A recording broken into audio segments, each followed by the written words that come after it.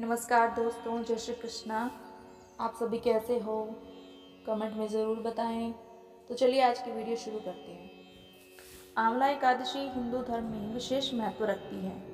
यह व्रत फाल्गुन मास के शुक्ल पक्ष की एकादशी को आता है और इसे अमल की एकादशी भी कहा जाता है। इस दिन आंवला वृक्ष की पूजा का विशेष महत्व होता है क्योंकि इसे भगवान विष्णु का स्वरूप माना जाता है। यह व्रत मोक्ष प्रदान करने वाला और पापों को नाश करने वाला माना जाता है। व्रत की महिमा। पुण्य फलदायी। इस व्रत को करने से आश्रम में एक यज्ञ के समान फल प्राप्त होता है। पापों से मुक्ति। इसे करने से पूर्व जन्म के पाप नष्ट हो जाते हैं। सौभाग्य और सुख समृद्धि। इस व्रत से घर में सुख शांति और समृद्धि आती है। मोक्ष प्राप्ति। यह व्रत व्यक्ति को मोक्ष प्रदान करता है और विष्णु लोक में स्थान दिलाता है। इस व्रत को करने की विधि। स्नान और संकल्प। एकादशी के दिन प्रातःकाल स्नान करें और व्रत का संकल्प लें। भगवान विष्णु एवं आंवला वृक्ष की पूजा। आंवला वृक्ष के नीचे बैठकर भगवान विष्णु की पूजा करें। फलों और पंचामृत का भोग। भगवान को आंवले से बनी वस्तुएं अर्पित करें। रात्रि जागरण एवं भजन कीर्तन। रात को विष्णु सहस्त्र नाम का पाठ करें। द्वादशी पर पारण। अगले दिन ब्राह्मणों को भोजन कराकर व्रत का पारण करें। इस व्रत को करने के कुछ नियम हैं। इस दिन चावल, मसूर की दाल, लहसुन, प्याज और मांसाहार का सेवन नहीं करना चाहिए। झूठ, चोरी, क्रोध और द्वेष से बचना चाहिए। केवल फलाहार और सात्विक भोजन ग्रहण करें। गरीबों को भोजन और दान करें। आंवला एकादशी का महत्व। आंवला वृक्ष में भगवान विष्णु का वास माना जाता है। इस दिन आंवले का सेवन करने से आरोग्य और सौभाग्य की प्राप्ति होती है। जो भी श्रद्धालु इस व्रत को करता है उसे विष्णु लोक की प्राप्ति होती है।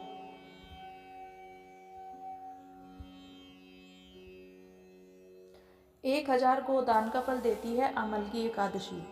अत फाल्गुन शुक्ल एकादशी व्रत कथा। अब हम इसकी व्रत कथा पढ़ते हैं।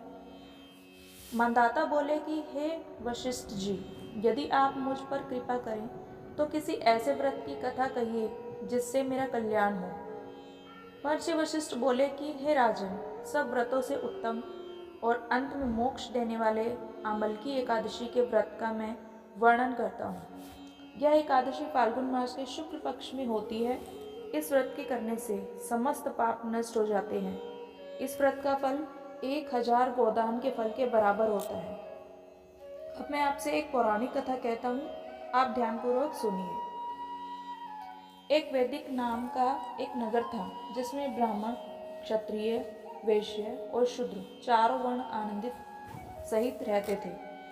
उस नगर में सदैव वेद ध्वनि गूंजा करती थी तथा पापी, दुराचारी तथा नास्तिक उस नगर में कोई नहीं था।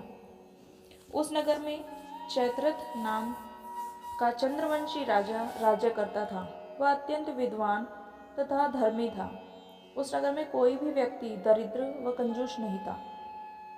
सभी नगरवासी विष्णु भक्त थे और आबाल, वृद्ध, स्त्री, पुरुष एकादशी का व्रत किया करते थे। एक समय फाल्गुन मास के शुक्ल पक्ष की अमल की एकादशी आई। उस दिन राजा, प्रजा तथा बाल, वृद्ध सबने हर्षपूर्वक व्रत किया। राजा अपनी प्रजा के साथ मंदिर में जाकर पूर्ण कुंभ स्थापित करके धूप, दीप, नैवेद्य, पंचरत्न आदि से धात्री आंवले का पूजन करने लगे और इस व्रत स्तुति करने लगे। हे धात्री, तुम ब्रह्म स्वरूप हो। तुम ब्रह्मा जी द्वारा उत्पन्न हुए हो और समस्त पापों का नाश करने वाले हो। तुमको नमस्कार है। अब तुम मेरा अर्घ्य स्वीकार करो। तुम श्री रामचंद्र जी द्वारा सम्मानित हो। मैं आपकी प्रार्थना करता हूँ, अतः आप मेरे समस्त पापों का नाश करो। उस मंदिर में सबने रात्रि को जागरण किया। रात के समय वहाँ एक बहेलिया आया जो अत्यंत पापी और दुराचारी था। वह अपने कुटुंब का पालन जीव हत्या करके किया करता था। भूख और प्यास से अत्यंत व्याकुल वह बहेलिया इस जागरण को देखने के लिए मंदिर के एक कोने में बैठ गया और विष्णु भगवान तथा एकादशी महात्म्य की कथा सुनने लगा। इस प्रकार अन्य मनुष्यों की भांति उसने भी सारी रात जागकर बिता दी। प्रातःकाल होते ही सब लोग अपने घर चले गए तो बहेलिया भी अपने घर चला गया। घर जाकर उसने भोजन किया। कुछ समय बीतने के पश्चात उस बहेलिया की मृत्यु हो गई, मगर उस अमल की एकादशी के व्रत तथा जागरण से उसने राजा विदुरथ के घर जन्म लिया और उसका नाम वसुरथ रखा गया। युवा होने पर वह चतुरंगिनी सेना के सहित तथा धन्य धान्य से युक्त होकर 10,000 ग्रामों का पालन करने लगा। वह तेज में सूर्य के समान, कांति में चंद्रमा के समान, वीरता में भगवान विष्णु के समान और क्षमा में पृथ्वी के समान था। वह अत्यंत धार्मिक, सत्यवादी, कर्मवीर और विष्णु भक्त था।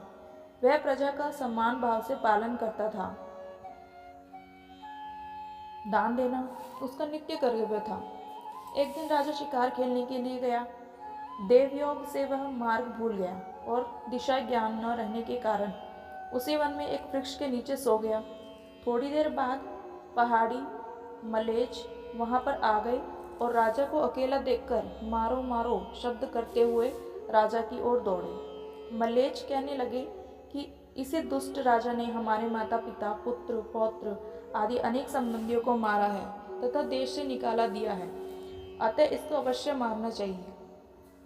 ऐसा कहकर वे मलेच उस राजा को मारने दौड़े और अनेक प्रकार के अस्त्र शस्त्र उसके ऊपर फेंके। वे सब अस्त्र शस्त्र राजा के शरीर पर गिरते ही नष्ट हो जाते और उनका वार पुष्प के समान प्रतीत होता। अब उन मलेच्छों के अस्त्र शस्त्र उल्टा उन्हीं पर प्रहार करने लगे, जिससे वे मूर्छित होकर गिरने लगे। उसी समय राजा ने शरीर से एक दिव्य स्त्री उत्पन्न हुई। वह स्त्री अत्यंत सुंदर होते हुए भी उसकी भ्रिकुटी टेढ़ी थी। उसकी आंखों से लाल लाल अग्नि निकल रही थी, जिससे वह दूसरे काल के समान प्रतीत होती थी। वह स्त्री मलेच्छों को मारने दौड़ी और थोड़ी ही देर में उसने सब मलेच्छों को काल के गाल में पहुंचा दिया। जब राजा सोकर उठा तो उसने मलेच्छों को मारा हुआ देखकर कहा कि इन क्षत्रियों को किसने मारा हुआ? इस वन में मेरा कौन हितैषी रहता है? वह ऐसा विचार कर ही रहा था कि आकाशवाणी हुई, हे राजा, इस संसार में विष्णु भगवान के अतिरिक्त कौन तेरी सहायता कर सकता है? इस आकाशवाणी को सुनकर राजा अपने राज्य में आ गया और सुखपूर्वक राज्य करने लगा। महर्षि वशिष्ठ बोले कि हे राजन, यह अमल की एकादशी के व्रत का प्रभाव था। जो मनुष्य इस अमल की एकादशी का व्रत करते हैं वे प्रत्येक कार्य में सफल होते हैं और अंत में विष्णुलोक को जाते हैं। आंवला एकादशी व्रत केवल उपवास का नहीं बल्कि आत्मशुद्धि और आध्यात्मिक उत्थान का पर्व है। यह व्रत न केवल पापों को नष्ट करता है बल्कि मोक्ष भी प्रदान करता है। इस दिन भगवान विष्णु की भक्ति और आंवला वृक्ष की पूजा करके जीवन में सुख समृद्धि प्राप्त की जा सकती है। ओम नमो भगवते वासुदेवाय। धन्यवाद दोस्तों। जय श्री कृष्णा।